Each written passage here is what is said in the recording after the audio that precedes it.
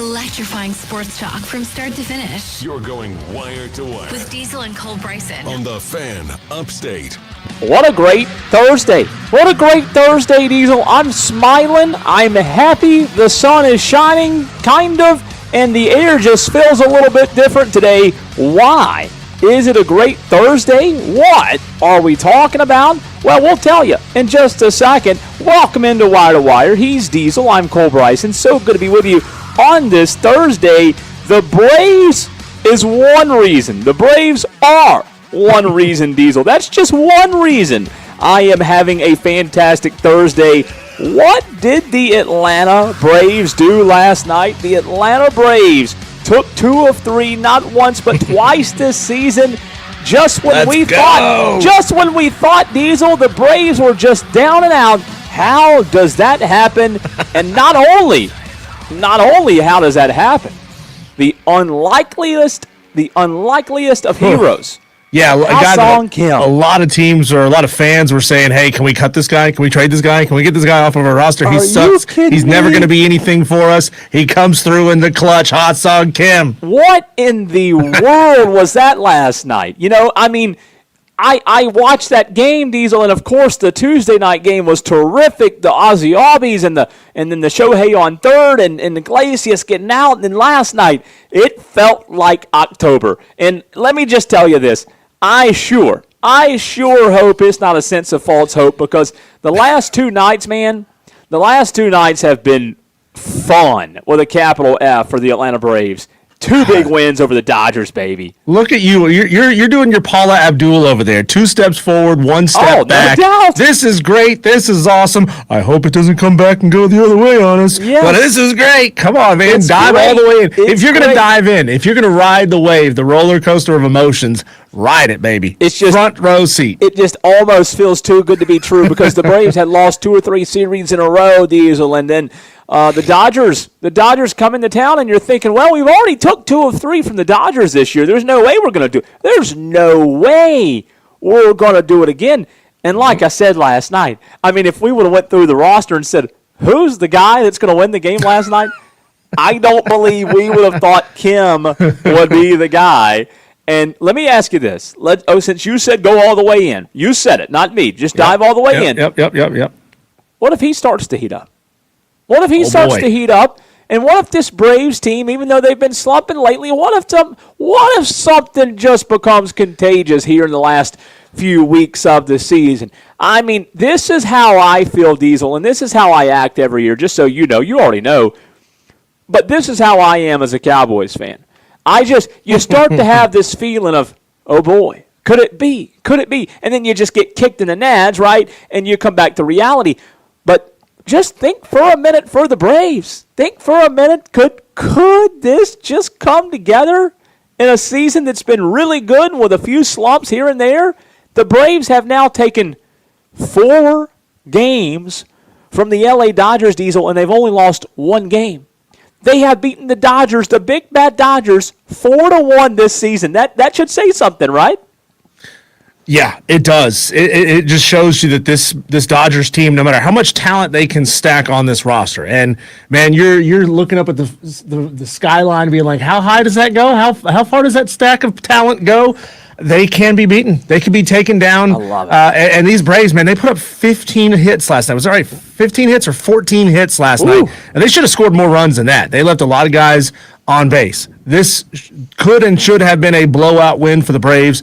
Ultimately it wasn't. But, hey, putting bat on the ball. Drake Baldwin continues to be absolutely fantastic. He went 3 for 4 last night and a walk. So he was so good. And God. Man,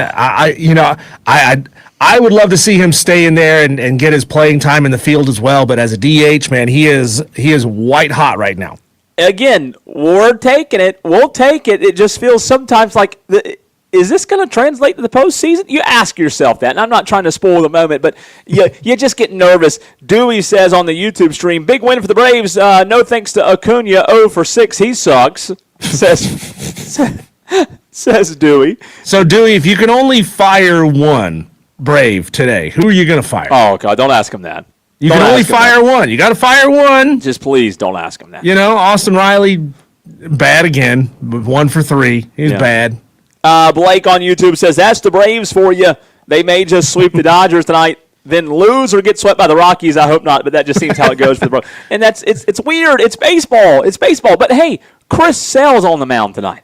Like, the thought, Diesel, of sweeping the Dodgers, that just gets me, I'm telling you, that is just miraculous, a miraculous thought. Will it happen? We don't know. Chris Sale's going to, hey, if Chris Sale on the mound, though, you got a chance. You got a chance tonight. So we'll see if that happens.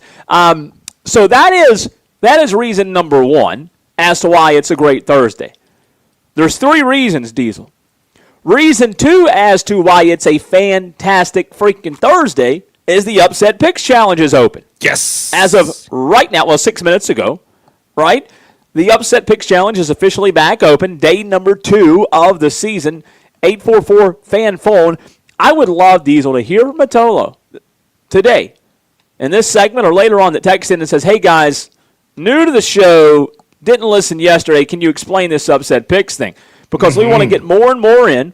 And now until, and correct me if I'm wrong here, we're accepting entries tonight until 7 o'clock, right? We will. This is, extenuating circumstances because we got Furman football back on these airwaves tonight. That's going to cover us up for the last hour and a half of our show. Dan Scott going to be on the call. He's excited for another season of Furman football taking on Anderson tonight. So we're not going to let that, though, take away our listeners and our Tolo's opportunity to get their picks in. So we'll go back and we'll check the text line, and we'll still count all picks sent in through 7 o'clock tonight, even though you and I won't be here that last hour and a half to remind them. Could today be the day that I get my upset pick in, or will it come on Friday? Is Cole man enough to get his pick in today? Maybe today's the day. 844-326-3663. You Tolos out there can text in your name, the game, and the spread. What you're looking for is you're looking for a team who is an underdog this Saturday, 8 FBS games to choose from, a team that's an underdog to outright win the game. So if you go to ESPN.com, you'll go to college football scores. Make sure you're on FBS, not top 25. That's important because I think it defaults to top 25. Correct. Click FBS in the top right, and then you'll see games. So your entry should go as, for example, that 12 o'clock, that nooner between North Carolina and TCU. Bob, UNC plus 9.5 over TCU. Plus means you're the underdog. If it's minus, like, for example, the real line Diesel's TCU minus 9.5. For those out there that don't know, TCU minus 9 means TCU is favored by 9 points. So if you think North Carolina can win the game outright, whatever game you choose of the 8, send it in with your name, plus 9.5 over TCU would be the way. What was your game again? I took Jacksonville State over North Dakota State, and that one was, if I recall correctly, it was a 7-point spread. Yeah, 7. You know, I like that one. There's a couple that I'm looking at, and I'm going to get my pick in today. I do like that game. I wonder, and here's what I don't know, just being transparent. Is there a learning curve for North Dakota State coming up a level? Is that a real thing? I mean, they hadn't done this for a decade or more. I'm trying to think when was the last time. It's about 2010, I think, when they made their way into the FCS ranks, and obviously they went on a tear right away. I mean, there's nothing that says that. See, they didn't have to go through the same. They didn't have to go through the same transition period, which can cost you some recruits. Some recruits will say, "Well, I don't really want to come there if there's 2 years where I'm not going to be able to play for anything in the postseason," and that cost a lot of teams that made their move up. North Dakota State didn't have to go through that, right? And I mean, without going back and looking at the state of attrition from the North Dakota State program, I would think, Cole, that up that way, a lot of kids from the state of North Dakota and South Dakota, they want to funnel into that really good program, and they want to stay because they were really, really good. But this Jacksonville State team, Cole, they won 9 games last year. They took UCF to the wire. They were a touchdown. They lost by a touchdown against UCF. They lost by a touchdown at Georgia Southern. I mean, most of their games were close. I'm looking up and down their schedule, and their losses were close games. FIU, they lost by a touchdown. Kennesaw State, they lost by 4. Only one time last season did they lose by more than a touchdown. And, I looked up today, Diesel, a couple of examples of teams that made that jump from FCS to FBS. Recent transition debuts. JMU, you remember this, 2022, Diesel, went to FBS, right? Yep. They defeated Middle Tennessee State 44-7 in their first ever FBS game. So, looking at history of how these FBS teams do in their first FBS games, interesting. Jacksonville State, Sam Houston, listen to this. 2023, Jacksonville State won their FBS debut, Diesel, against UTEP. Sam Houston lost theirs to BYU. So scheduling obviously matters, right? Sam Yeah, Houston. I would say so. Ooh, Sam Houston was playing against Liberty, Coastal Carolina, and Charlotte all successfully won their debut games upon completing their full transition. So it has been done. It does happen. North Dakota State has the ability to win. You said it. They're a really good program. But I do think just not having a lot of choices and options for week one, I think that's a good reason to pick that game. So I'm leaning that way as well. Yeah, and this is, it's a home game. Remember, it's a home game for North Dakota State, so a little bit of an edge for them there. They're going to be playing at home in their first game inside the Fargo Dome, which is going to be absolutely nuts. The capacity for that venue, 18,700. I don't know how. This is the unfortunate thing for North Dakota State. They could probably add another 10,000 seats onto their stadium and fill it up. I mean, those fans are dedicated. They're there every single week. It holds up to 25,000 for concerts, but for football, it holds 18,700. That place is going to be insane. It is this weekend for their first game, and that's going to be one that it's going to be interesting to watch. I think it's going to be interesting to watch that game just to see how they do in their debut. Okay, so I've given you two reasons as to why today's a great Thursday, right? The Braves won the series against the Dodgers. That's reason one. Diesel, reason two, the Upset Picks Challenge is open, so that's a great start to the Thursday. Reason three. What is reason three as to why? I think it's a great, just beautiful, wonderful Thursday. Here we go, Diesel. The breaking news, the big news of the day. You ready? Drum roll, please. The NFL is eliminating the Pro Bowl games. Yes! Yes! Yes! Yes! Yes! This is such great news. We no longer have to pretend that the Pro Bowl is anything approaching watchable. Yes. Yes. I'm so happy. I'm so happy. So if you have not heard or have not seen today, the best news, I think, of 2026, the NFL is eliminating the Pro Bowl games, instead shifting the focus to celebrating the honor of being a Pro Bowl selection, which we've been begging for. We've been begging for. And this year, 88 players will be named to the Pro Bowl class in late December with no replacement selections. And Diesel, the NFL is the first league to walk away from a competitive all-star game. Is this not great? It is great. And I can't tell you, Cole. See, Leprechaun of Lyman gets in and says the Pro Bowl hasn't been watchable since the early 2000s. I'm going to be real with you, Cole. I don't know that I've ever actually sat and watched a Pro Bowl from wire to wire, from opening kick to the final whistle. I never have. To me, some of the skills challenges that they've implemented over the past couple of seasons, that's been fun. That's been entertaining, but I don't tune in to watch it. I catch it after the fact in social media posts and highlights. It's fun to see these guys do accuracy tests or play dodgeball, just be silly and have fun. These guys don't want to go out there and take hits in an all-star game after the season, after their teams have already been eliminated. They don't want to do that. No, and I've watched them. I don't watch the entirety of the broadcast. It's boring. It's so bad. It's unwatchable. Who said it? Leprechaun Alignment. It has been unwatchable. It's been just a waste. And you and I have spent many segments on this show talking about all-star games, right? Of how bad they are. NFL Executive Vice President Peter O'Reilly said in a quote today, "It's okay to be the first league to walk away from a competitive all-star game. This direction came directly from our continued conversations with players and what they value most about the Pro Bowl. Being selected by your peers, coaches, and fans is one of the very best at your position, carries tremendous meaning. We heard clearly that the distinction matters, and our focus is on making the recognition that comes with it worthy of what these players accomplished on the field.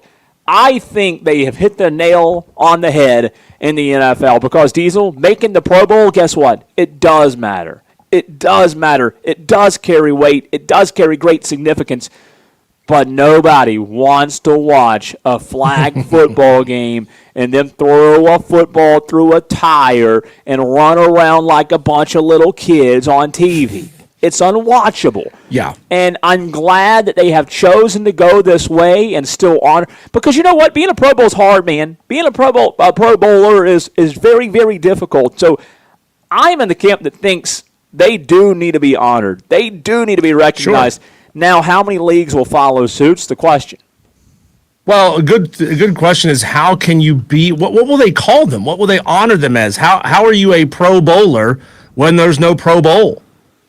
You know, I mean, there's already like the All Pro awards. Just a selection. Just a Pro Bowl selection. We got no bowls, guys. How are we gonna name guys to a Pro Bowl if we got no bowl? It's fine with me that they're getting rid of it. Like I said, I don't watch the Pro Bowl. I mean, most of these guys, they used it as a great excuse to get an all expenses paid trip to Hawaii, and they probably got to bring their families along with them too. That was the spliff. That was the reason why you wanted to even go to the Pro Bowl, because hey, we're going to host this thing in Hawaii, and that was it. Otherwise, like you said, there's no point to it. Here's the thing. Here's what people have to realize. Here's what it all boils down to, Diesel. And I imagine this was what the players were asking for. Nobody wants competitive play after the playoffs. Mm-hmm. Nobody wants that.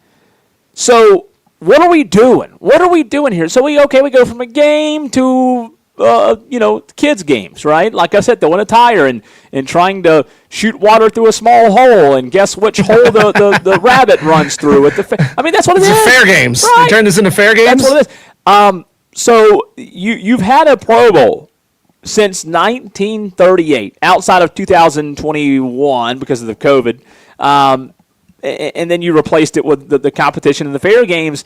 But I just think that when you look at the competition, what NFL player out there wants to go out there and be physical? And we've talked about how unwatchable it is. Well, that's why. After the playoffs, players don't want to go out there and be tough and physical and get hurt. The season's done. Why do I want to go out there and risk injury, right, for next year? Why do I want to go out there and have a chance of tearing my ACL? Yeah, you're a competitor, but you don't want that. You don't want that at all. So excited to see. Great news. 3 great reasons why today's a great day. Texters coming in on the Joy Law Firm text line, Diesel. We have Corn Chip going Hawaii +4 over Stanford. Gotcha. We have Hayden W. going Sacramento State +9.5 over Eastern Michigan.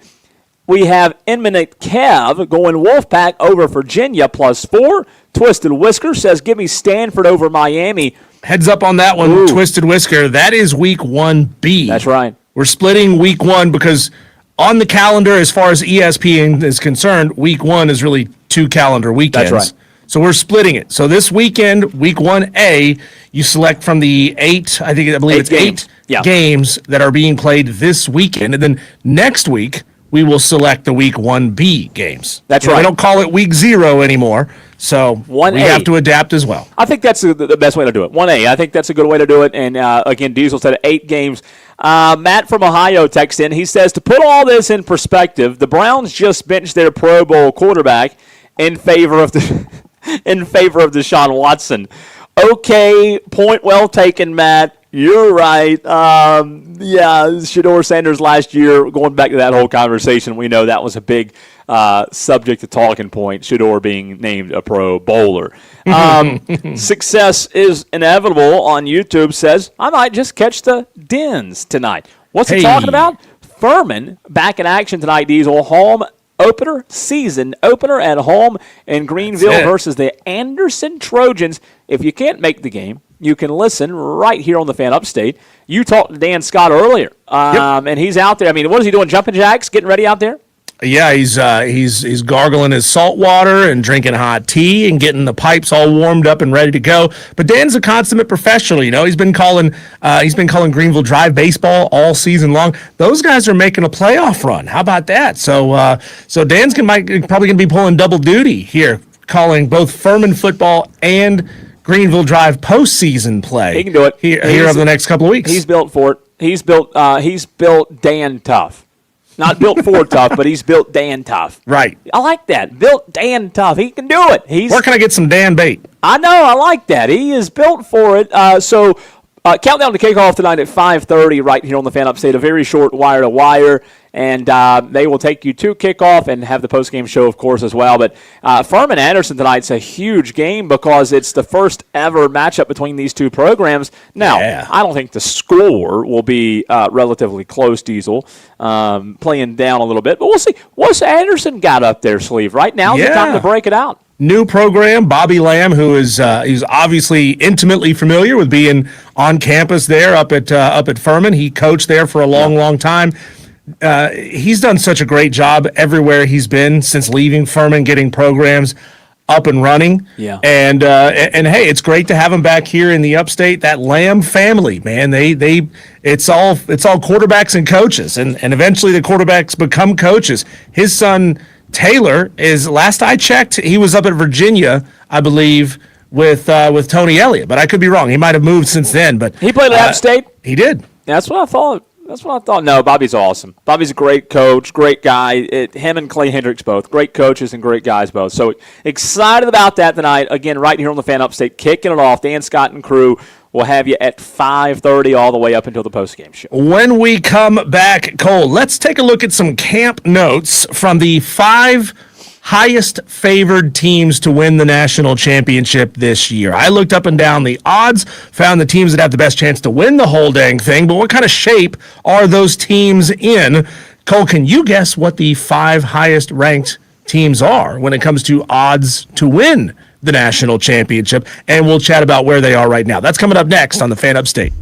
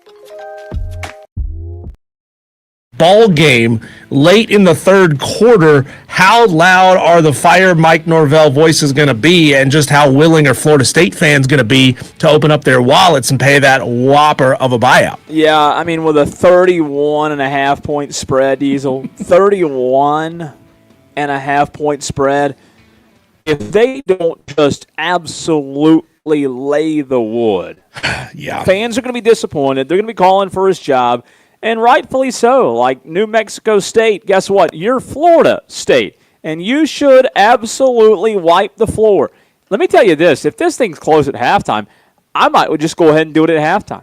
Just go ahead. I'm not kidding. Just go ahead and fire him at half. Coach, this thing's too close. We're going to fire you eventually. The $54 million. That leaves a lump in my throat, Diesel. It does, because that's so much money for a buyout. But I mean, isn't it going to happen? That's my whole thing. If we think it's going to happen, well, what are we waiting on, you know? Yeah, I just looked up. I was like, who is Florida State's richest donor? Florida State's richest donor is Jim Moran and the Jim Moran Foundation, led by Jan Moran. Goodness gracious, the names here. They've committed over $109 million to the university. Cole, in his past, they set a record with a $100 million gift in 2015. Tap the Moran family. Just grab them, turn them upside down, see what kind of money shakes out of their pockets. There's probably enough money in their pockets just to get rid of Mike Norvell if they lose to New Mexico State. I don't mean for this to sound racist. I really don't. But should Florida State not have some deep pockets? I mean, the mascot is Florida State what? Seminole.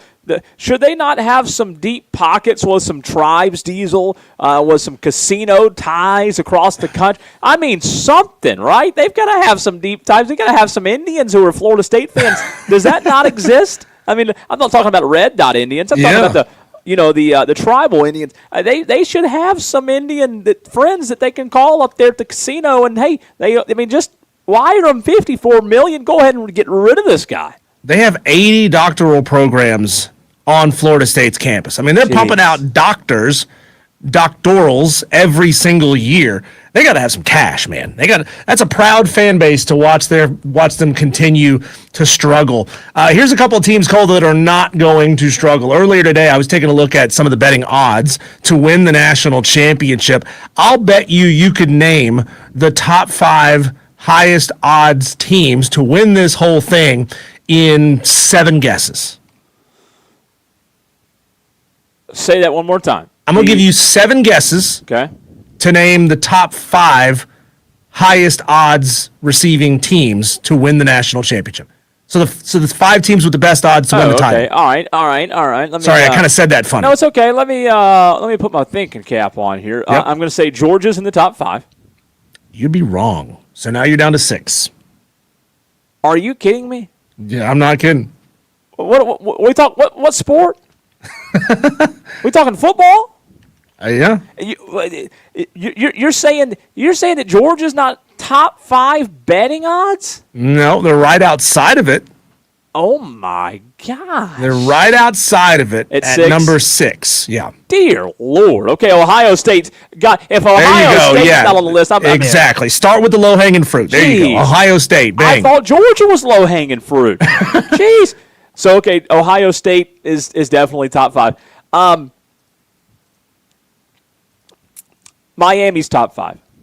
You are incorrect. Dear Lord. You are incorrect. So now you're down to 4 guesses. You got to get all 4 right. I got to get all 4 right. Okay. I'm trying to see if we have a little bell somewhere on this button bar. So the other 4, Diesel, I'm going to go Oregon.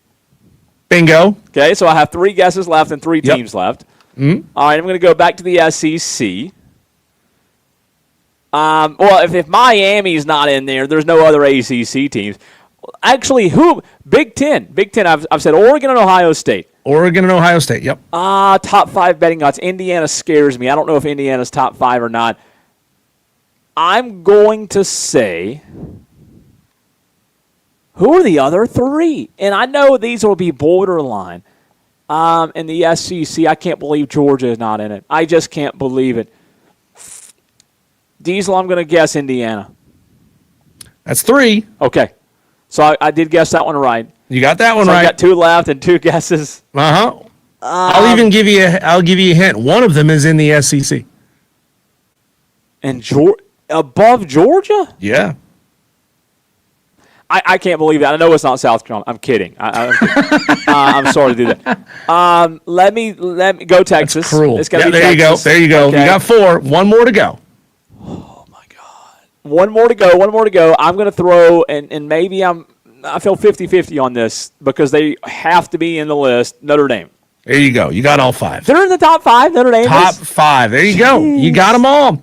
I did you got them struggle all. out of the gate, didn't I? Highest odds. This comes from FanDuel. Ohio State, best odds to win it at plus 550. Notre Dame, second best at plus 600. Texas, plus 650. Oregon, plus 750. Indiana, plus 800. Wow. That Now, surprises me a little bit. I didn't notice this before. So I feel like I kind of gave you a trick question now that I'm looking at it. Because they also have Georgia listed at plus 800. But BetMGM has Georgia at plus 900. So Indiana was plus 800 consensus on both of those sites. And that's it. They've got to be. I just think they've got to. Would you put them in your top 5?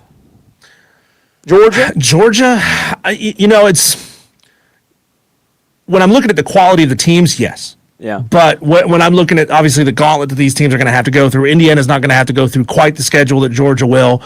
Oregon and Ohio State not going to go through the same schedule. Texas, I think there's still a lot of gassing up for Arch. And then Notre Dame, they play nobody all season long. Nobody. So, and in a way, Cole, we had this conversation yesterday when we were talking to Jed Blackwell about Burns and the regions and the way they've changed things up there. That there's not so much of the iron sharpens iron over the course of the season. So maybe Notre Dame playing a softer schedule over the course of the season will ill prepare them for postseason play once they get into the 12-team playoff. There's some logic to that notion. So what you're saying is we have to deal with them, but what we could get is when they come into the college football playoff, a butt whooping, sign us up. Isn't that every year, though, when Notre Dame makes the playoffs, they get crushed most of the time? Leprechaun of linemen. Like that. Leprechaun. And Leprechaun, he gave you a hint there, Cole, about 2 minutes ago. And Coop Greer, by the way, he got on me on the text line. He said, come on, Cole, it's Texas. I don't know why I couldn't think of Texas for a minute. Everybody's got love for Texas, but Cole, how are these programs looking right now through camp? A couple of camp notes. I got 3 notes on each of the 5 highest odds to win the national championship teams. How are they looking? Ohio State right now. Here's a note for you. Freshman running back Legend Bay is working his way into first team reps. He missed a couple of practices for a violation of team rules, Cole. He's moving from the quarterback position from high school into the running back position for Ohio State. And here's some high praise for you. Jeremiah Smith thinks that Legend Bay could eventually be a Heisman finalist or winner. That's how good his teammate, Jeremiah Smith, thinks he is. Well, look, you want your teammates to feel that way about you. He could be. Listen, Ohio State pumps them out, man, and they just have been known for that. They've been able to just continue to pump these guys out and develop superstars. You think back to all the studs over the past decade they've had. He's a freshman. Is that what you said, freshman running back? That's right. Hey, guess what? You've seen it before. Zeke Elliott and others. I know it's high praise. And he's got a great name. He's got a great name. His name is Legend. How can you not be legendary? What's his last name? Bay, B-E-Y. Legend Bay. Legend Bay. Okay. Why wouldn't you just change your last name to Dairy? Legendary. Yeah, that'd be pretty good. That'd be good stuff. I like that. Next up for you, Cole, notes on Ohio State. Ryan Day hasn't named starting front 5 yet, but the lineup is coming into form, whatever exactly that means.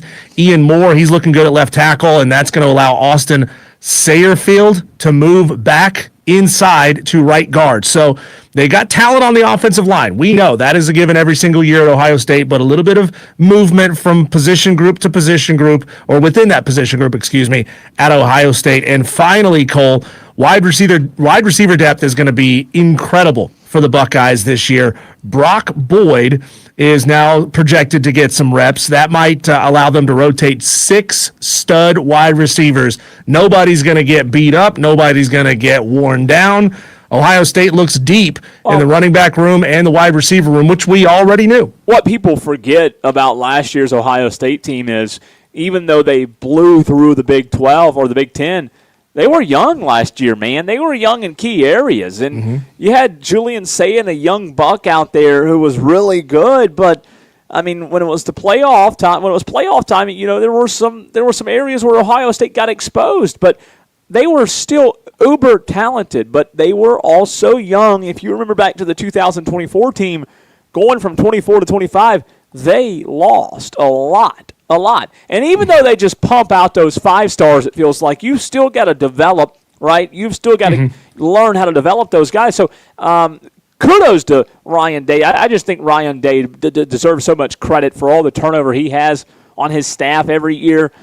The consistency and the consistency that he can build without the continuity, in my mind, is impressive. Going to burn through these, Cole and Dewey on the phone. We'll come to you. Don't worry. Notre Dame, defensive tackle and linebackers have been real strengths of this team throughout camp.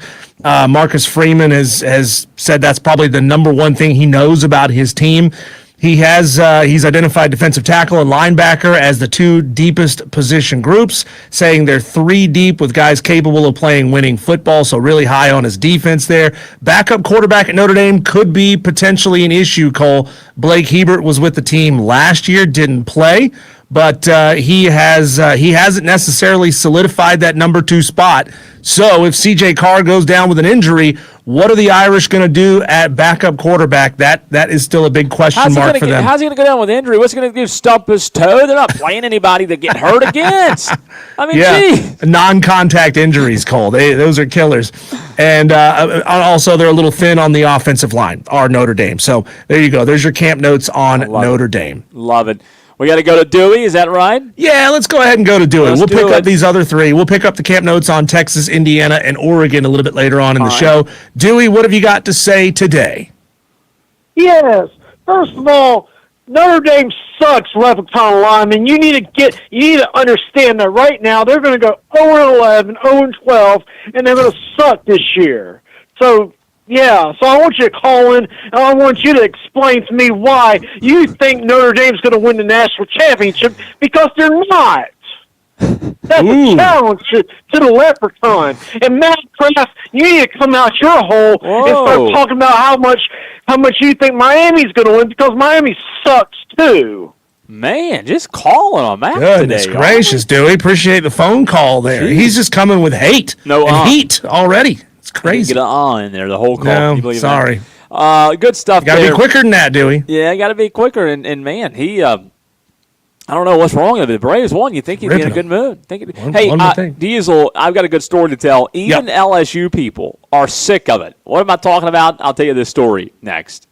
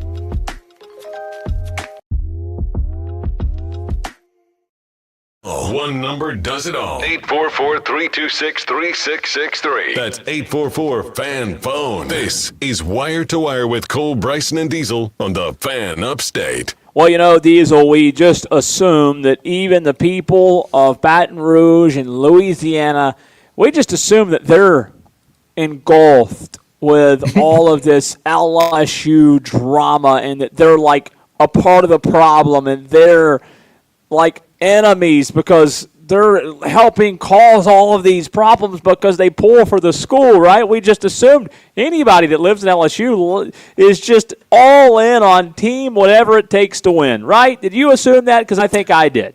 I've looked around social media, and the Tiger fans that I've heard from have all been like saying, "Shut up, nerd. We're trying to win football games." So today you remember Hunt Palmer. We had him on the show last year, and we'll have him on again next week, Diesel. He's afternoon drive down in Baton Rouge. And he had me on today to talk about Clemson LSU. And he told me during the interview that he and other sports media personalities down there could not be more sick of what's going on with LSU, with the nastiness, with the fungi, with the way everything's been handled. They're ready to talk football. They're like me. They're ready to just talk about the football games, the X's and O's. But I was very surprised, Diesel, to hear that even the LSU guys down there are sick of what's going on right now. That makes you feel a little bit better about the situation, right? Good. There will always be the fans who are team do whatever it takes to win. We don't care. We tear our reputation to shreds, poo-poo on it, whatever you got to do, that's fine as long as we win football games. There will be the portion, Cole, that want to stick their heads in the sand and pretend like nothing's going on. Like, I don't want to talk about it. I just want to talk about football. I do hope that a lot of those folks down there who talk about LSU, those who are tastemakers, trendsetters, are saying this is not okay and this is not what we want our program to be. And evidently there are some level-headed people. And I think that's what's important, right? I think it's important. There is hope. I think it's important to find level-headed people who are on the same page. It's like, okay, all this is a bit much. All these players, not all these, but players coming from pro to cut, this is a bit much. And to hear Hunt Palmer frustrated, he was so frustrated with it. He was just annoyed by it. And I was very, very excited to hear that. It's not just us that think this is one big mess, and I know that, it's a talking point on every radio station, I'm sure, from South Carolina to Sponoak, Washington, Diesel. I'm sure it's being talked about everywhere because it is huge, huge news. But at what point do the diehards of diehards, Diesel, and LSU fans become sick of it? Because I think they're as diehard as it gets. I just wonder if they'll ever get sick of it. Or they embrace it, maybe. They might embrace it.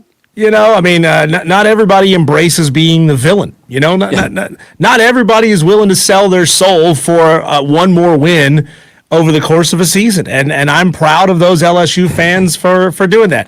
You know what social media is like. It amplifies the worst of the worst. And if you assume that 100% of a group is the same way that the worst 1% are, the loudest on social media, you're just dead wrong. Yeah. And it doesn't matter what you're talking about. Yeah, no, you're right. It's interesting. So there you go. A little bit of good news, more good news on this Thursday. That's it. On the other side of the break, we'll get Dewey's upset pick in. Boy. He's upset on the stream, Cole, that we didn't give him 5, 10, 20 minutes to get out his upset pick. It's like, cut him off. Dewey, we're on a clock here. We need this stuff fast, okay? We gotta churn and burn.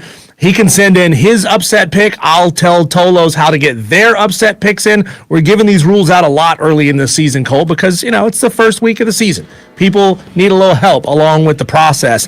And we'll finish off those camp notes. And, Cole, I want to play that ladder game. It's the game where you say, is this better than this? And the winner moves on and faces the next one. And the winner moves on with the most intimidating traditions in the SEC. Okay. Is Sandstorm the scariest tradition? We'll get into that on the other side of the break.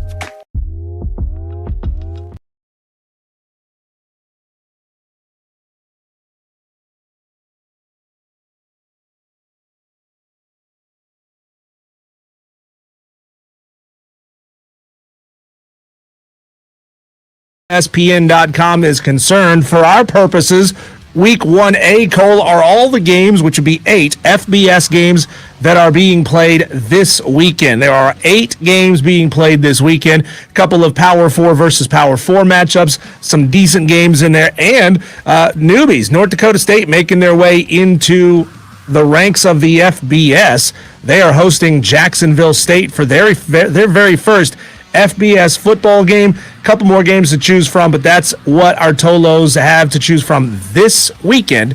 And then next week's show, we'll pick up with the game starting on Thursday, September 3rd, running all the way through Monday night's game against between SMU and Florida State.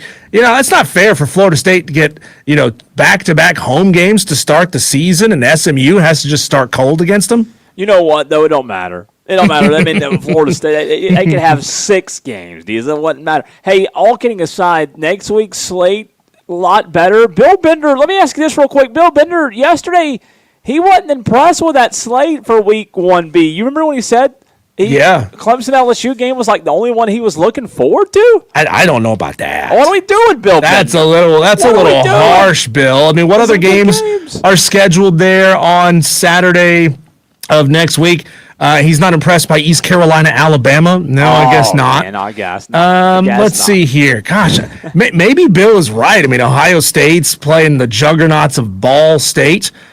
Let's see. Who else? Don't disrespect Ball Does anybody State. have? I mean, knowers of ball, players of ball. They should be good, right? They should be good. Boise State, Oregon. That's a fascinating game, though. I don't know that Boise State is going to have an Ashton Genty on their roster this year. Texas State, Texas. Let's see. Furman, Tennessee. Ooh, see, Furman's going to be warmed up. Furman's got Anderson coming up tonight. So was he right? At 7 o'clock. Is it a trash? You got Baylor, Auburn. That might is that the second best game next weekend? Baylor, Auburn. Because behind Clemson, LSU is what you're saying. Behind Clemson, LSU, yeah.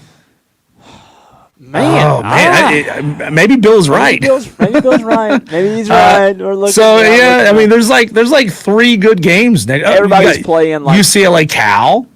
Nah. Or this is for Saturday. See, Monday should be pretty decent. Sunday's got Wisconsin, Notre Dame. Also, Louisville, Ole Miss. That's a ranked matchup. And then Monday, September 7th, SMU versus Florida State. So the entirety of next week, Cole, there's maybe like 6 good games. Yeah, that's true. But hey, maybe we can end on a good note with SMU Florida State. Maybe we can get a good game. Let's hope for that.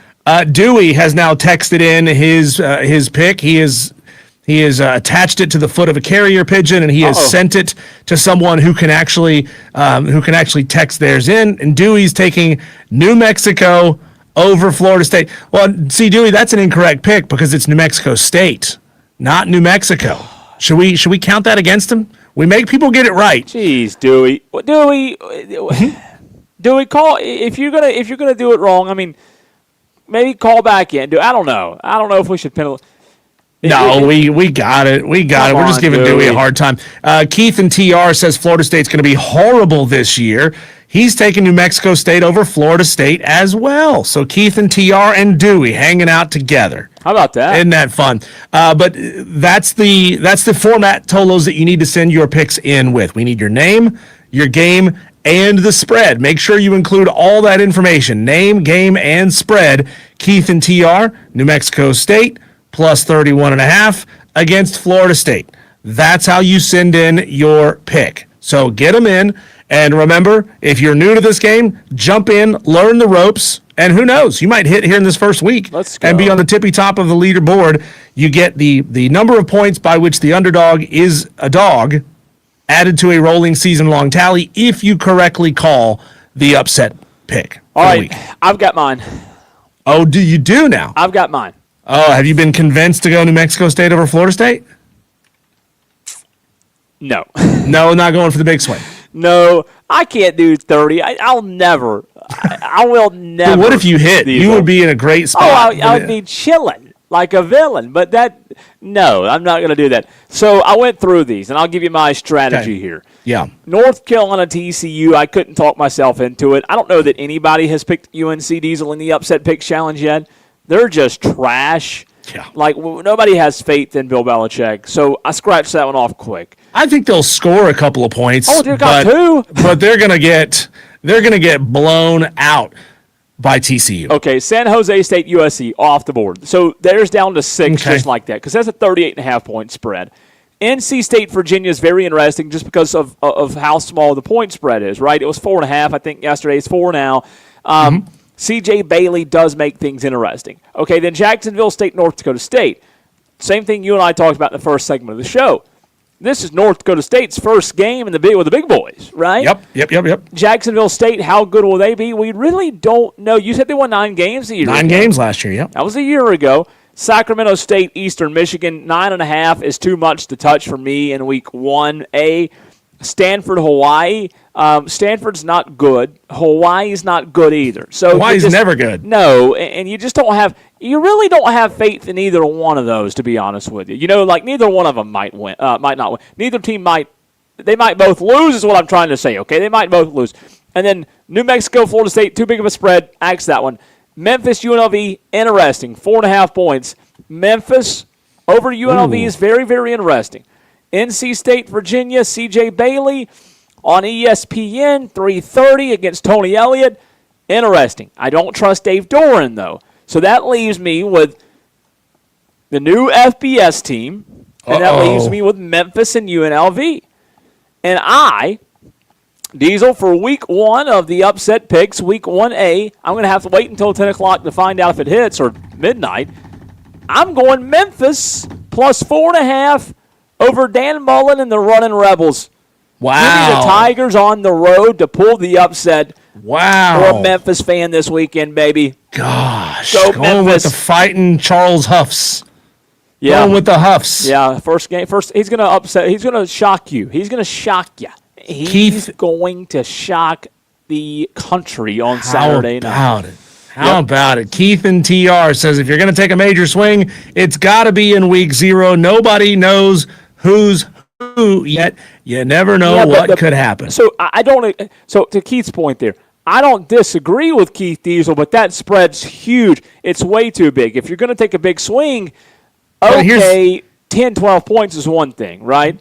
But here's the play. You can't go below 0. That's the rule. Yeah. If you have points later on in the season and you get one wrong, you will lose a point if you get an incorrect pick. But in week 0, everybody's at 0. So, you know, the likelihood of these 30-point spreads hitting is low.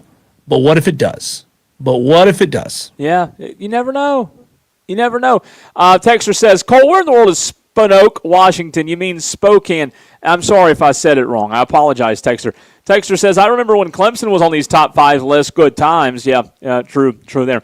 Texter from the 680 says, Cole, really enjoy you guys. I wasn't able to listen yesterday. Why did Independence decide not to make up the game against Burns? Thanks, F.E. Texter, Independence decided not to make up the game against Burns. The reason, I don't know why. They did not want to play Friday night. They did not want to give it until later Friday night to play. The reason as to why they didn't want to come back, I would imagine, was travel because of the travel time. But they had an opportunity to play late Friday night, just like a few other teams did. What are they traveling in? A covered wagon? It's not that far. It's East Charlotte to Spartanburg. I will say the worst thing about this new safety era we're in, a lot of these school buses only go to 55. They're governed. So 55 is annoying, but nonetheless, all he needs a redneck. Take the governor off. He'd be fine. Take it off. What it all boils down to, Texter, is they had an opportunity to play Friday night. They just declined to play. So there you go. Yeah, there you go. Let's see. Rebel Vol 51. He's going NC State plus 4 over Virginia. Steve Squared is taking North Carolina. Come on and raise up plus 9.5 over TCU. Is that the first one? I don't know if he's the first one. Let me check Diesel, here. I think he is. No, six Tolos have taken TCU. North Carolina over TCU. Excuse me. That's 6 crazy Tolos. Maize and Brew. That could be a Christmas song right there. Maize and Brew, Rory and Spartanburg, Oil Tiger. Let's see, Joe DePisqua, Twisted Whisker, and now Steve Squared have taken North Carolina plus 9.5 over TCU. How about that? TCU's losing their quarterback and their offensive coordinator. Yeah. So there's that. That's interesting. I'll be honest with you. I didn't think 6 would have already submitted. I just That's wild. It's like Leprechaun Lyman said on the stream. He says, I just have no faith in Hoodie. He's not a college coach. And I'm the same way. I have zero faith, and I mean zero, in Bill Belichick in North Carolina right now. Could they prove us wrong? They have a completely different roster, maybe, but I just don't have a lot of faith in them. Before we go to the phone lines here, Cole, would you predict that Rick and Greer is going for the big splash or the safe play? Rick and Greer probably is going to choose an NFL preseason game for his upset pick. I mean, God. Rick and Greer, I know you know ball. I know you know college football, and I know you know who's playing this weekend. You going to let Cole talk about you like that? Yes, only Cole. Okay. Okay. I'm going to do just like the Atlanta Braves and swing for the fences. I'm going San Jose State Whoa. over USC, 38 points. Rick, Wow. why? Why, Rick? Because USC, I can't stand them, okay? I just don't like them. The Trojans, I just don't, that name gets to me, the Trojans. I just don't like them, okay? Okay. Is there a backstory there?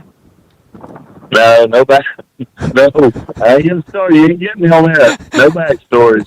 I just realized this is the Spartans facing the Trojans. Did you realize that, Cole? Yeah, I did. I sure did, Rick. I didn't know. With Rick, I didn't know where that was going. Is all I'm saying. Rick, I'm sure there's a phrase out there. The Trojans have always got you covered. Yeah, they do. They always get you covered. But when I win that 38 points, who was Dewey with, did you say? Dewey's with New Mexico State. Oh, that's a stupid pick, too. Mine's a stupid pick. That's a stupid pick, too. Jeez. Thanks, Rick. Jeez. Stupid pick, too. Stupid picks all over the place. Hey. The texter who got in and said, man, I remember when Clemson was all over these preseason lists, the highest odds to win the national championship this year. Cole, let's go back and catch up on some of those camp notes for the other ones we didn't get a chance to get to. We talked about Ohio State and Notre Dame. Now let's talk about Texas, who have the third highest odds to win this whole thing. The conversation around Longhorns football right now is Arch doesn't look good. Arch is kind of in the same camp as Christopher Vizina. Sark described his camp as, quote, a little bit inefficient, and that might be the most shade a head football coach is going to throw at his quarterback at this point of the year. But Arch is a little iffy. Here's where I am. I don't know where to put my stock, whether it's the Arch Manning story or the Christopher Vizina story. Like, what I mean is, I don't know how much stock I put into camp reports. I'm not saying I don't put any stock into it. I just think that there's a big difference in what happens in camp in a controlled environment compared to what happens when the lights come on. You know what I mean? So, okay, let's just go down this road. Let's just play your game. These are true reports. These are actually telling. They're telling reports is what I meant to say. And Vizina's not great. Arch Manning, not great. Are we surprised for Arch Manning? And I hate to say that. I don't mean to be disrespectful, but he wasn't burning it down last year. He had a good season. But he's had a whole nother offseason to work. You think he's been hanging out on the beach all offseason? No, he's been working. And if he's still not any better, that's concerning. It's concerning, but, here's my opinion on it. I didn't see – granted, I didn't watch every play last year from Arch Manning. And I also am not a quarterback expert. But, Diesel, I'm just going to be frank with you. When I watched Arch Manning last year, I didn't see a big, tall ceiling. I didn't see a ton of upside. I just didn't. I mean, again, he is a very good college quarterback. He, especially late in the season, he came on late. And he's as, I think any other team would take him because of his skill set. I'm not saying he's not good. I'm just saying when I watched him last year, I didn't, at no point last year, maybe I'm in my camp by myself, I never thought oh, my. Yeah. I never thought that. So all I'm saying is it doesn't really surprise me that if he hasn't progressed, it doesn't really surprise me. I wasn't thrilled with what Arch Manning did in 2025. Yeah, well, the reports are saying that he has left explosive plays on the field. So if you're reading between the lines, that means he's not good on the deep ball. So, also coming out of Texas's camp, Will Muschamp is the DC down there again. The DC is the defense is apparently very ahead of the offense. That makes sense considering the last report that we just heard. But they have had some busted coverages in their scrimmages, so maybe some communication breakdowns on the defensive side of the football.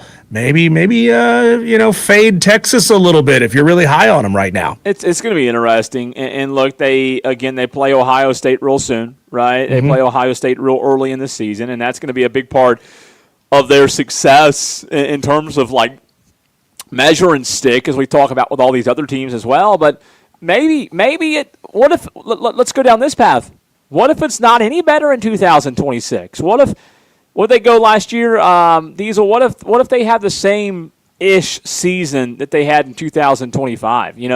I'm not saying that Sark's on the hot seat, but you get this generational type quarterback. They were 10-3 a year ago. Yep. You win 10 games, that's good. But let's go down the road of what if they're 10-3 again this year?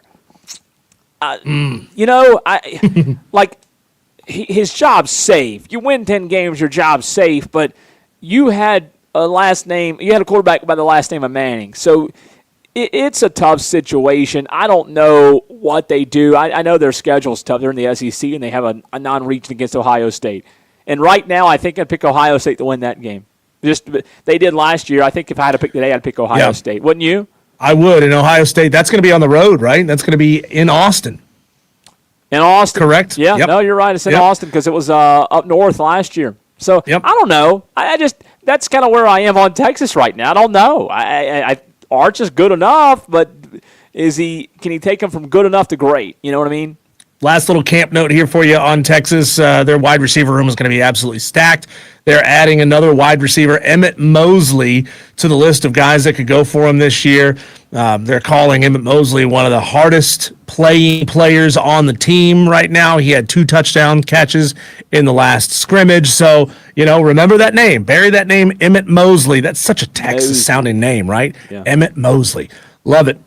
So keep an eye out for him as he could have a big year. But it's always a big day, Cole, when we have our next guest on the show, right? It is Jordan K. Why? Well, it's the States segment. Every Thursday at 4:22, we rotate between Jordan K. and Chappell Fowler. They both work for the state newspaper. However, they cover different teams. Chappell covers Clemson. Jordan covers South Carolina. We go talk Gamecocks with Jordan K. next.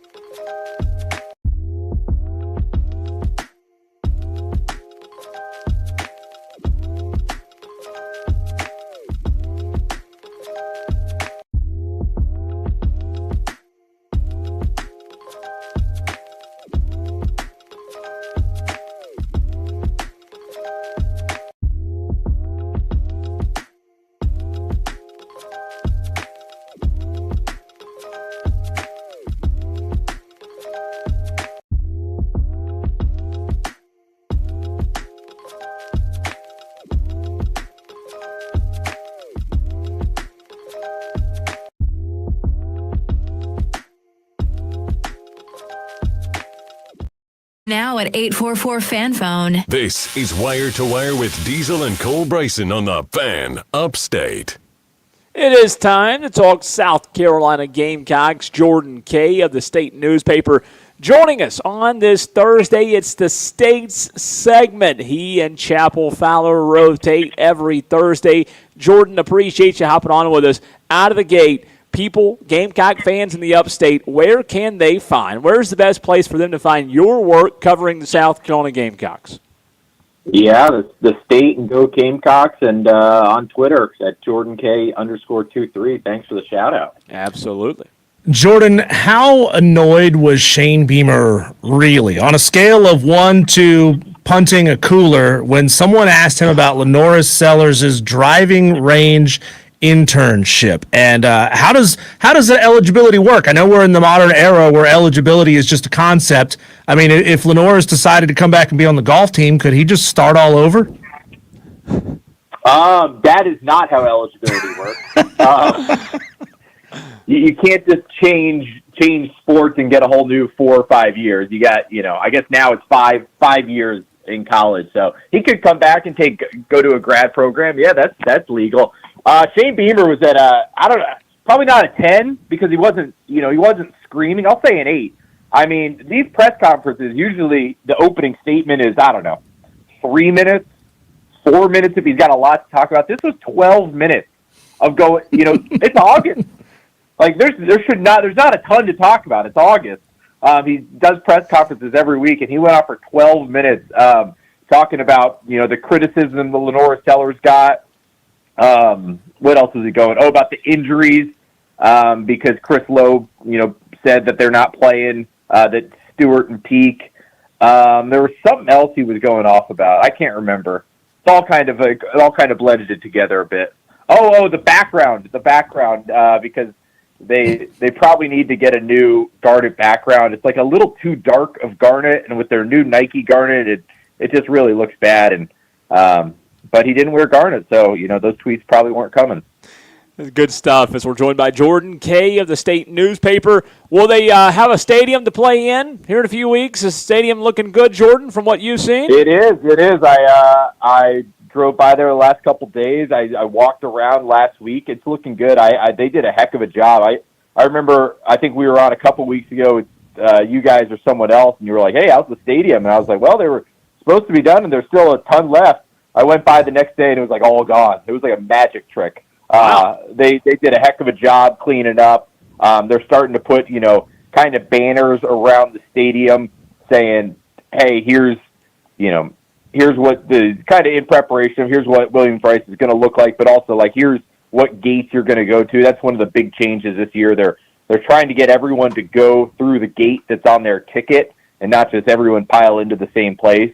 Hopefully that helps, the kind of the ingress and egress on game days. So we'll see. But no, it's looking good. Seems like all the details are kind of being finished right now. They are not behind. Jordan, the last time you and I were in the same place, we were at Birdie's with Beamer down in Cobblestone in Blythewood, and one of the biggest quotes that came out of that was Kendall Briles saying, I'm the most hated man in the wide receiver room because everybody wants the ball 10 times a game, and I can't give them all the ball 10 times a game. Have you heard anything more from Kendall or from Shane that would give you any kind of indications as to distribution of the ball, anything new where that's concerned? No, and I don't think that was Kendall like speaking to specifics of more just like that's probably what every offensive coordinator in the country is feeling of, hey, all these guys think they're getting 5 catches a game. Well, 8, we're not throwing the ball 40 times or 60 times. Probably not going to happen very often. So, he's going to be, there's going to be people mad at him for not distributing the ball. But no, I think that's something that's probably going to just play itself out. Throughout the year. It seems like South Carolina has like 3 or 4 receivers they really trust. Nick Harbor, Nitro Tuggle, DJ Black, the UCF transfer, and Mazio Bennett. And then there's a bunch of these, first and second year guys who haven't heard their name a ton, kind of wondering, hey, who's going to break out of this group? Donovan Murph, the former 4-star from Irmo. And then there's a couple other, sophomores, Lex Cyrus, Malik Clark, and then you've got the true freshman, that you've also got to deal with. So they have a lot of options, and I think it's going to take a couple weeks before we know, like, hey, here's who like the 5 or 6 guys are. Jordan, the very first Carolina Calls with Shane Beamer is tonight at 7 o'clock at Backstreets down in Columbia. Let me ask you, for those that do regularly listen and attend that show, is Beamer giving fans the ability to call in and give a Tyler from Spartanburg type scenario? Who's the main ones asking these questions? And on a scale of 1 to tough, how tough are these questions that are allowed to be asked to Beamer on Carolina Calls? So theoretically, yes, I think you can call in and do that. And there have been some people, like random people that I've heard. There's definitely a group of regulars. There's one guy who shows up every week and he asks a question in person. Usually it's something like very, very like specific, somewhat odd, of like, like Texas A&M's tight ends or something like that. Then there's another guy, Hampton from Ohio, who calls. He's very positive. He's on Twitter too. Very nice guy. He calls usually with a pretty positive question. Oh, wow. I have not. Yeah, I mean, I've listened a lot, and kind of what I tell everyone is like, hey, if you're listening, like we're listening for like Tyler from Orangeburg. Like that's what we were going to write off of. So we haven't got that yet. Oh, we love it. Talking to Jordan Kay of the State Newspaper. I saw you put out your predictions for how the season is going to go. How much of a homer is Jordan Kay? 7.5 is the over-under. If you look at Vegas, did Jordan Kay go over or under? I went over. I said 8 wins. Granted, I said 9 last year, so take that for what it's worth. No, I mean, you look at the schedule, and as hard as it is, it's pretty like forgiving for an SEC schedule. Like you got 3 games out of the gate that you should win. With Kent State, who is it, Towson, and Mississippi State. I don't have them beating Alabama, but I think they beat Kentucky. Like that's a bad SEC team. There's the stretch in the middle of the season, where there's a bye week in the middle of that with Florida and Tennessee. I think those are like kind of the toss-up games. I had them winning at Florida, just an early game. I feel like they get one weird road game a year, and then had them losing to Tennessee just because I feel like there's a weird home game they lose every year. Not because I think Tennessee's like this unbelievable juggernaut or anything. And I think I have them losing to Oklahoma. I have them beating Texas A&M. I'm just not super high on the Aggies this year. I kind of have questions just about their offensive line. It seems to be a team, too, the last couple of years that South Carolina plays really, really well. So I think that's something to note. And then have them, beating Clemson to end the year. So I think there's 8 wins out there, but man, it's the SEC. There's a lot of like 50-50 games where you can see it going either way. But for a SEC schedule, I mean they have it's not terribly tough. Yeah. Yeah, I'm with you on that. Jordan, what is your reaction? And I know a list is a list, right? It's just that.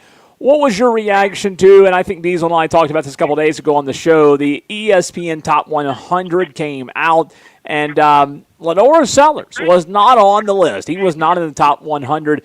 Dylan Stewart was, but no Lenora Sellers. Jordan Kay, is Lenora Sellers one of the top 100 players in college football?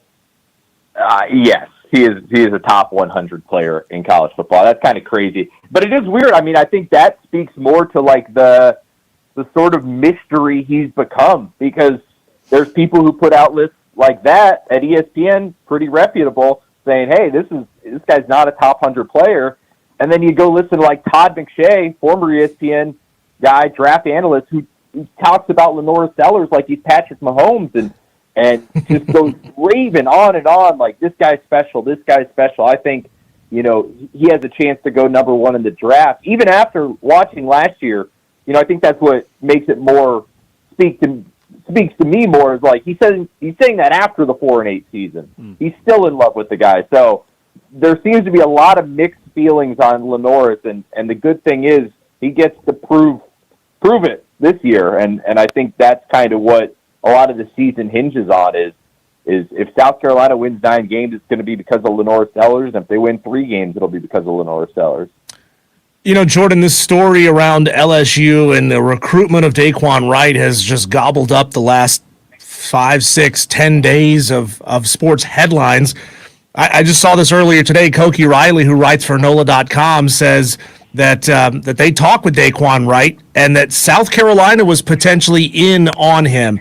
That Ole Miss, South Carolina, Virginia Tech, and a few other schools had also shown some interest. Maybe it came down to money. Maybe it came down to he knew Lane Kiffin personally, so he wanted to go there. But can you give us any sense of what you've heard as far as how far down the road the recruitment of Daquan Wright at South Carolina might have been? Yeah, I don't know much about the details, but I guess I'm not super surprised by that. Just because, and if you have the chance to go get that guy, like you should go get that guy. And Shane Beamer has not been, to his credit, has not been someone who was saying like earlier in the week, like it's an absolute travesty that these guys are allowed to come back, and then that report comes out. Like, no, he's been very consistent of like, yeah, I don't like love it, but it's also not something that's going to happen like every year. This is only because the NCAA didn't make this 5-year ruling earlier or later. They made it at like the worst time, and there's a very few select people that are like in this weird conundrum. And so he's like, this is like a 1-year thing. It's not going to happen every year. He's like, I don't love it, but it is what it is. And so to hear that they were, interested in a guy that could probably help them this year is not crazy to me. But yeah, I think, with the Lane Kiffin ties, it's not shocking that he was going to go to LSU. I guess we'll see if he actually ends up there. Jordan, do you believe that to be true, though? Do you believe that to be true in the sense of this is just a 1-year thing? We won't see this happen too much? I do for now, yeah. I mean, the 5 for 5, I mean, because now any kid coming out is going to have to make that decision of like, hey, either I go to school or I come back, and there's going to be, those conversations will be had, much earlier on. They're not going to be like in training camp and then say, oh yeah, now you can come back. So they put the kids in a really bad spot, to be honest. And it does seem weird that like the only difference between like Daquan Wright and Ethan Johnson, who South Carolina signed, is that like Daquan Wright was good enough to like get a training camp contract. Like that's the only difference. And because he was good enough to get that contract, now he can't go back. The whole thing's like very odd. It seems insane that like how they're doing this. Also, what about these basketball players who played overseas? Yeah. Like last year, how are they allowed to come back, but a kid on a training camp can't? None of it makes sense. That's why I'm like, there are already no rules, and so we're trying to put no rules on rules. It's very silly. So I have no problem with it. We had Bill Bender on the show yesterday, and I asked him at this point, what's the major program that has a major question mark? I want to bring it to South Carolina. In your mind right now, still the biggest question mark on this team for week number 1 or week number 3 when they face Mississippi State will be? Man, part of me wants to just say like the secondary, but I think we got to just see what the offensive line looks like.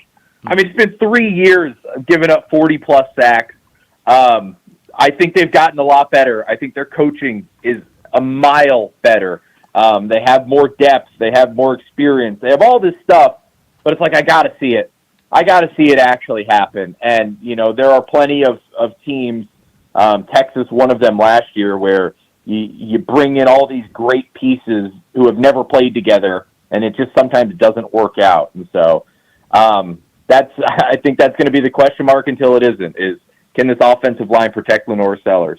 Jordan, one more time, my last question for you. Can you repeat who you had South Carolina losing to in your predictions? Yeah, I have them losing at Alabama, Okay. at home against Tennessee, Ooh. at Oklahoma, and at home against Georgia. Yeah, those are pretty good. Let me ask you a follow-up. What worries you about the Tennessee game, even though it's at Willie B? The only thing is, I think Faison Brandon is good. So there's that. I think Tennessee's defensive line, especially now with Jim Knowles, like an incredible defensive coordinator, I think they're good. I think they have talent. And then it's just South Carolina just they have a weird game, and they haven't been incredible coming off a bye. And so it's just kind of a weird game. I think I saw someone else who said they were going 8-4, say they were going to lose to Mississippi State. for almost just the reason of like, there's a weird loss somewhere in there. And that was me trying to just project the weird loss. Yeah, I like that. Jordan, hopefully our Tolos can tune in some way and listen to Coach Beamer's show tonight. But if not, are you going to be there at Backstreets covering it? No, I try and get out to Backstreets a couple times a year. I'll probably wait till next week though. Gotcha. Well, at Jordan K_23 is where you can find Jordan's work. He's absolutely fantastic and plugged in. Thanks for your time again, pal. Thanks, fellas. Thanks, I'll Jordan. look forward to 2 weeks from now. Yep. There you go. Jordan K.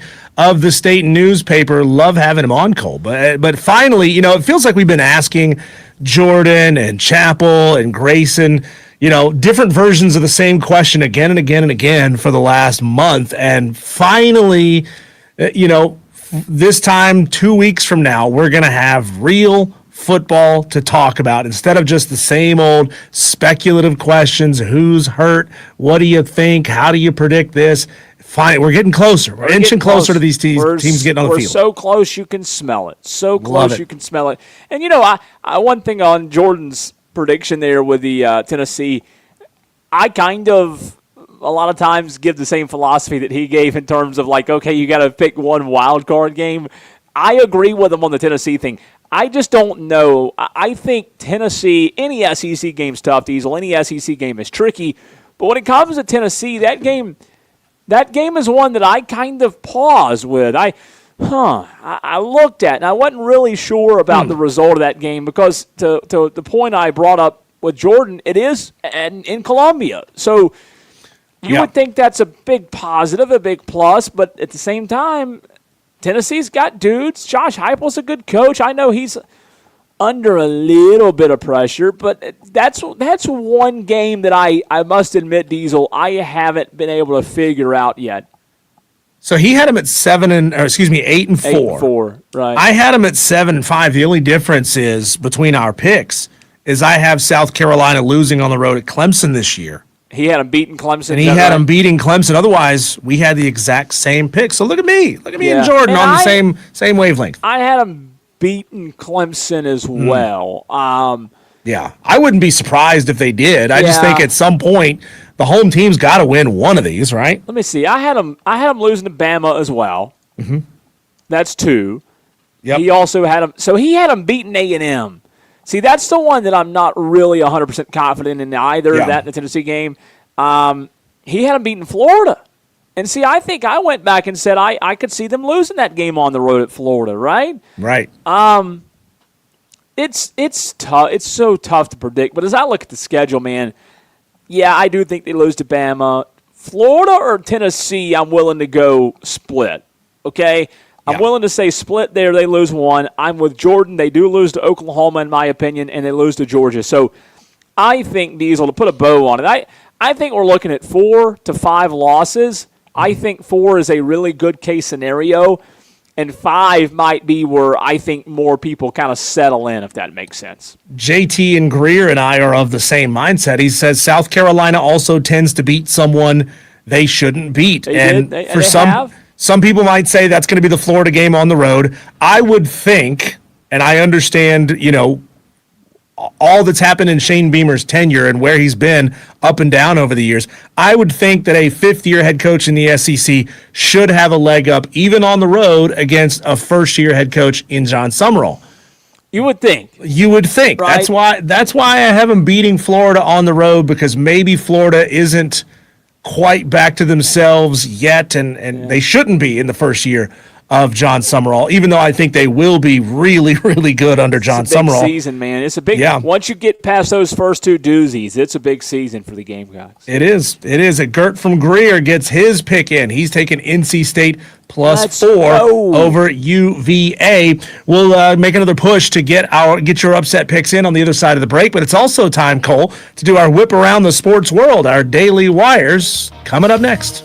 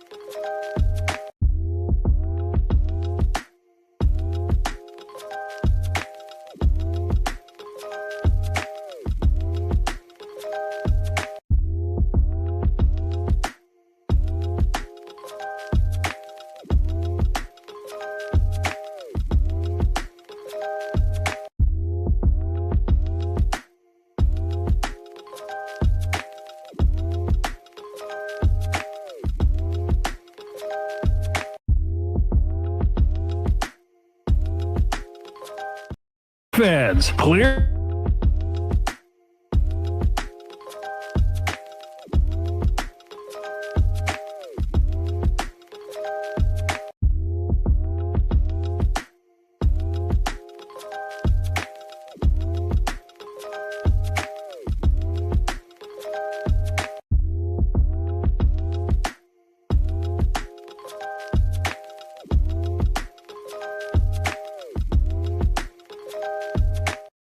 Is it all? 844-326-3663. That's 844-FAN-PHONE. This is Wire to Wire with Cole, Bryson, and Diesel on the Fan Upstate.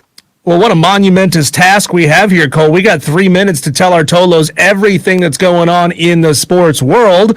These are our daily wires. The buzz happening around the sports world. The NFL is eliminating the Pro Bowl game. How about that? Instead of bringing everybody to Hawaii or some tropical vacation destination, let them throw a football at a tire and play tug of war, they're just going to axe all of that. They'll honor the players, put them on a Pro Bowl selection list, but they won't actually play a game. Yeah, we're going to talk about this more in the next segment. I am thrilled, and I mean thrilled about it. One less thing that I have to pretend to care about, because I don't care about the Pro Bowl at all. The Seattle Seahawks are signing Leonard Williams to a 3-year, $90 million contract extension that'll make him one of the NFL's highest paid defensive tackles. He'll make $56 million guaranteed as part of the deal. So good for you. Congratulations to Leonard and the family. How about that? That's great.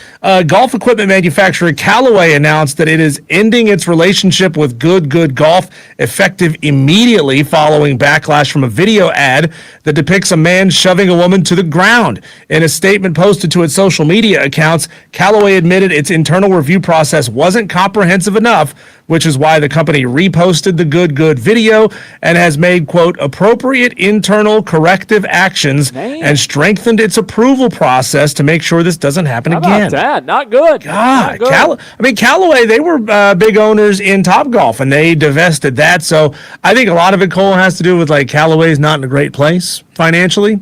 So, but that's interesting. How did Good think it was a good idea to produce this video? Yeah, that's bad. Real bad. The Packers are adding some much-needed depth at tight end by signing veteran Jonnu Smith. Smith, who's 31 years old, played last season with the Steelers. He played in all 17 games, but had just 38 catches for 222 yards and 2 touchdowns. He was the most productive with the Dolphins the year prior when he put up a career-high 884 yards and scored 8 touchdowns. So at least he's fresh, I guess, going to the Packers. Yeah. It's good. The Packers are releasing veteran wide receiver Cedric Tillman. He spent first and second round draft picks on wide receivers, or the Browns did, spent first and second round draft picks on wide receivers in the 2026 NFL draft, selecting KC Concepcion and the number 24 pick, Denzel Boston, with the number 39 pick. So both rookies are listed as starters, real young in the receiving room for the Browns. How about it? And the Braves did the unthinkable last night, Cole. Twice they have beaten the Dodgers. Last night they beat them 6-5. They're 78-55 on the season. Their NL East lead is back up to 4.5 games. Tonight, Chris Sale will be on the mound to try to sweep the Dodgers. How huge would that be? Yeah, I love it. Let's just go ahead and do it, man. Let's just go ahead and take 3. Why not? Love it. One more here for you, Cole. The Big 12 has unanimously agreed to ban professionals from returning in all sports. So we're still waiting for the ACC to do the same. But these players, Cole, that have played on NFL rosters, have been on NFL rosters preseason, they've gone through that whole process. They're not going to have anywhere to go at this point. Yeah, it's interesting. Diesel, 3 reasons as to why today is a great day. We'll get into it. Those 3 reasons next.